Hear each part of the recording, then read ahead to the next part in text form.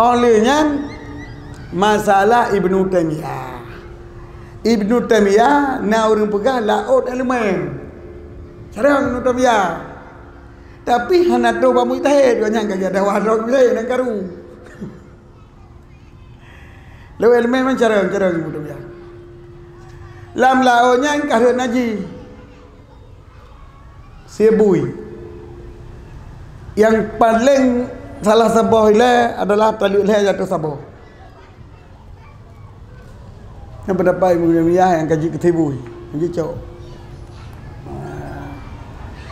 Onlian haji tawasul.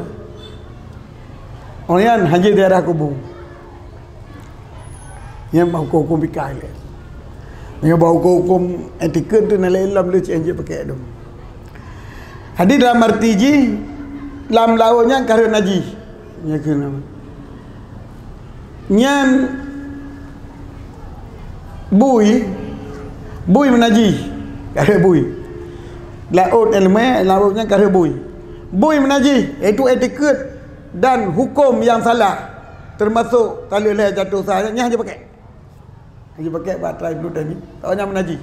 Laut hana menaji. Yang lain yang sesuai dengan ulama yang lain yang dia pakai. Cuma yang pas bet tabun nata kau nyan tempat sesuai dengan ulama lain, tabun nata ulama lain mentang. Nya be abai Ibnu Taimiyah kan. Soal lain tempat ni ku bawa dengan pegang. Nya lebih bagus tempat bet pengaruh tu sampai itu ku kan pakai pendapat Ibnu Taimiyah. Di pakai lain zariah. Dia ke dari ke gom. Jadi be pegang dah nak pakai pendapat Ibnu Taimiyah. Pakai habis.